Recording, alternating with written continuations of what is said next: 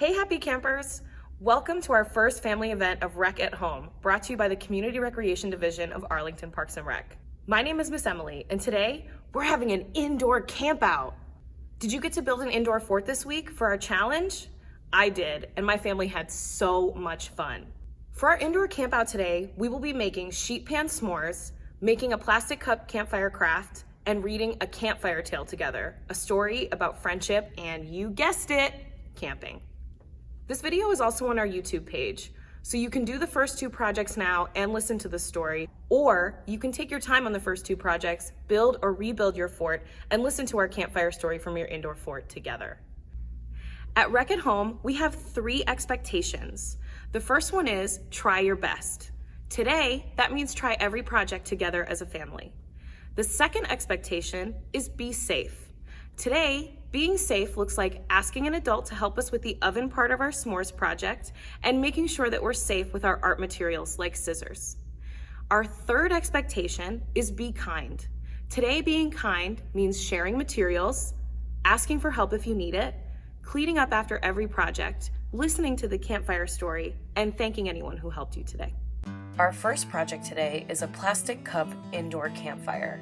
For this project, you will need 1 plastic cup, glue and 1 paintbrush, red, yellow, and orange tissue paper, a pair of scissors, and 1 battery-operated tea light. So we have all of our materials in front of us on the table. The first thing we're going to do is we're going to cut our tissue paper into squares.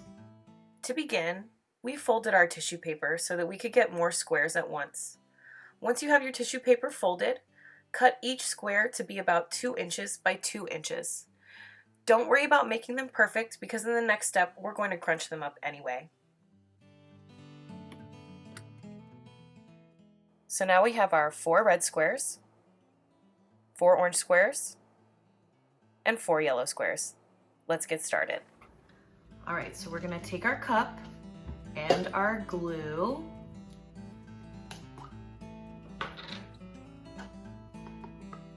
gonna pour it into a little bowl.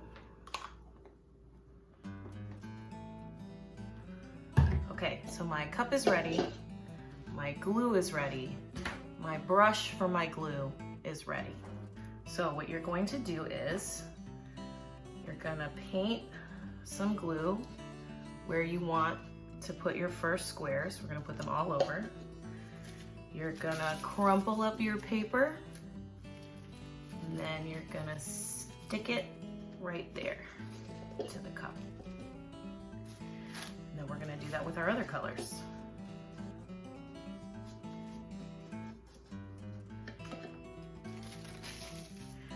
You can put your colors wherever you want. It looks more like a fire if all 3 colors are next to each other. Now that we've glued the first 3 papers, we're going to crumple up the rest of our squares, paint the cup with glue, and stick our papers to the cup.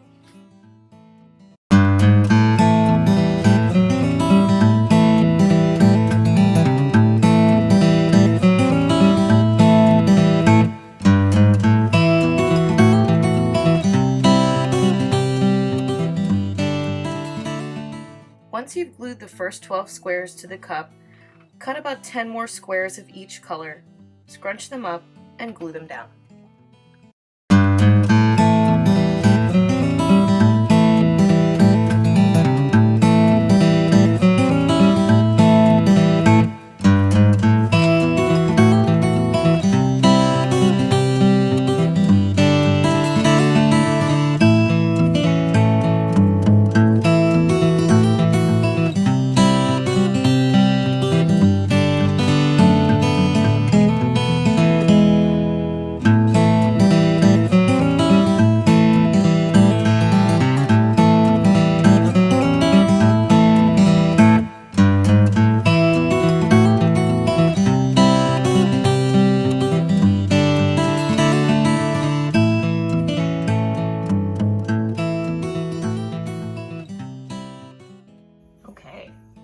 So now that we've done our sides of our campfire, we're gonna finish with the top.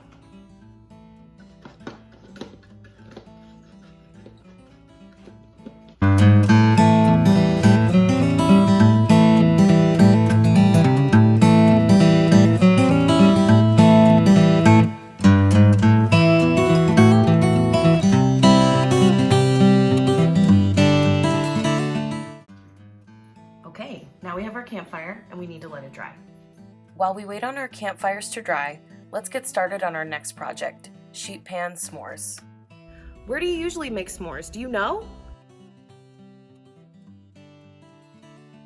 Right! Usually we make s'mores by roasting marshmallows over a fire outside. Because this is an indoor camp out, we're going to make our s'mores in an oven. Make sure you do this part with a grown-up. For this project, you will need an oven-safe pan covered in tin foil, 1 full-size graham cracker per s'more, 1 large marshmallow per s'more, your favorite kind of chocolate. We found that a flat chocolate bar worked best for us. First, preheat your oven to 400 degrees. So now I have my pan with tin foil in it, and we're gonna start to put out the s'mores.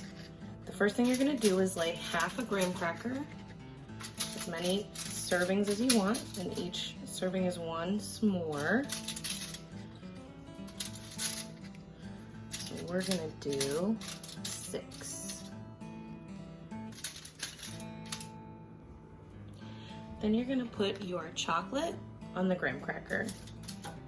You can do as many as you want, usually 3 fits, but we're gonna do 2 on each graham cracker.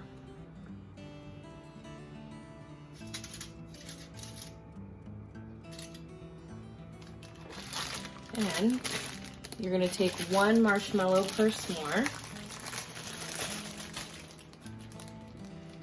put it right on top.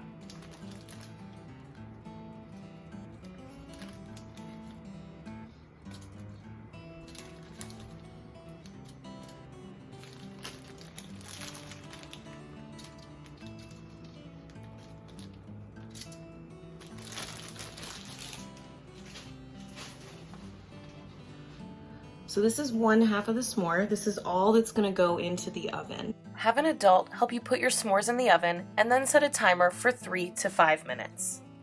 This is what ours looked like after 3 minutes. If you like your marshmallows a little more well done, leave them in longer. Now that our s'mores are out of the oven, we're going to put the tops on each one.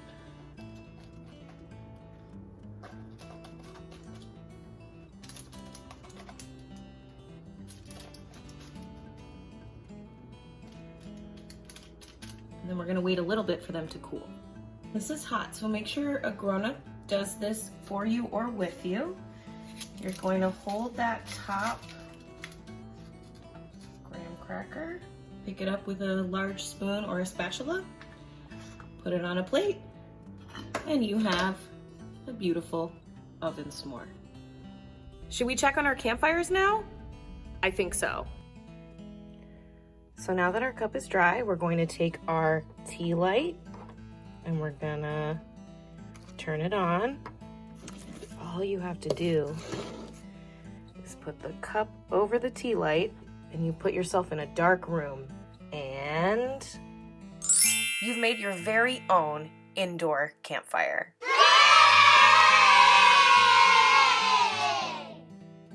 Are you ready for our campfire story? If you are, grab your s'mores, your plastic cup campfire, and your listening ears, and find a comfy spot in your indoor fort. If you're not quite ready to start just yet, push pause and come back when you're ready. If you want to come back later, you can also find this video and all of our previous videos at parks.arlingtonva.us/rec-at-home. It's campfire story time! Have you had fun so far? I'm so glad. Campouts are my favorite. Today's story is called A Campfire Tail, written by Sarah Glenn Marsh and illustrated by Anna Gomez. Welcome to Camp Wildwood. This year, all campers should bring a water bottle, bug spray, sunscreen, a flashlight, a bathing suit, and a fireproof blanket. Today is Dragon's first day at summer camp. Uh-oh, how do you think Dragon looks? Yeah, I think he looks pretty scared too. I was new here last year and remember how nervous I was when Mom dropped me off, so I volunteered to be his buddy. Having Dragon with me every day this summer will be so cool because I can show him around. I see he's excited too. I'll take him to all my favorite camp activities, like swimming. What do you think is happening in the lake?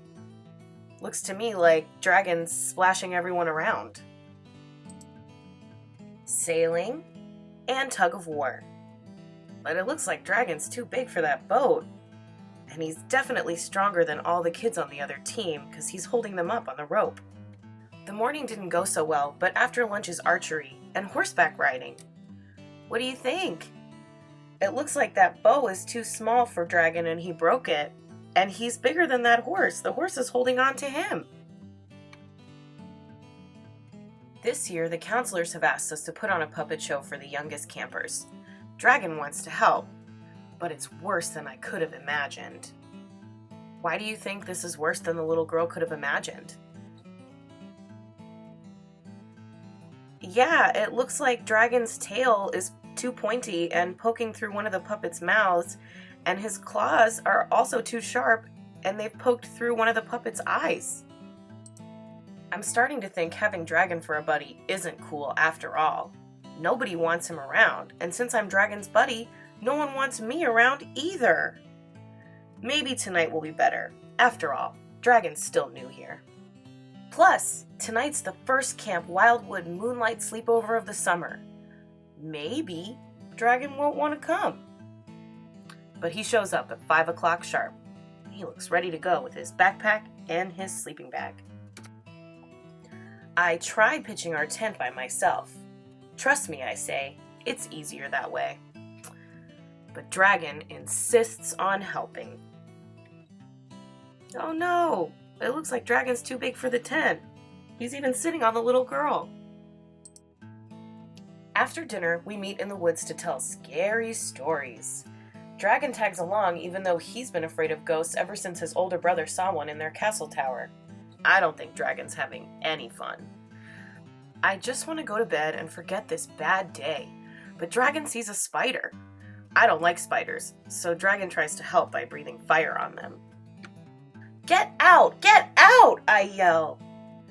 Dragon sniffles, looking towards the woods.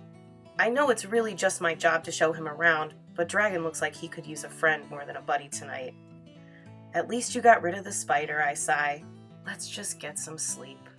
The next morning, as we get ready to hike back to camp, no one can find Dragon.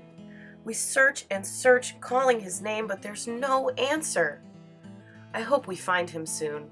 When we do, I'm gonna be the best buddy he could ever imagine. Soon we're lost in the woods too. There's still no sign of Dragon, but something is growling in the shadows, and it sounds mad. Wherever Dragon is, I hope he's far away from the danger. I want to tell him I'm sorry for not being a better friend, and I really don't want to find out what's growling at us. Now something big and scaly is crashing through the trees. It's Dragon! We give him a big hug. The growling stops. The angry creature is gone. You saved us, the other campers cheer. You were amazing! You scared that thing away all by yourself. Dragon grins and then crouches down so everyone can sit on his back between his wings. What else are you good at besides scaring off bad things? I ask Dragon as we climb aboard.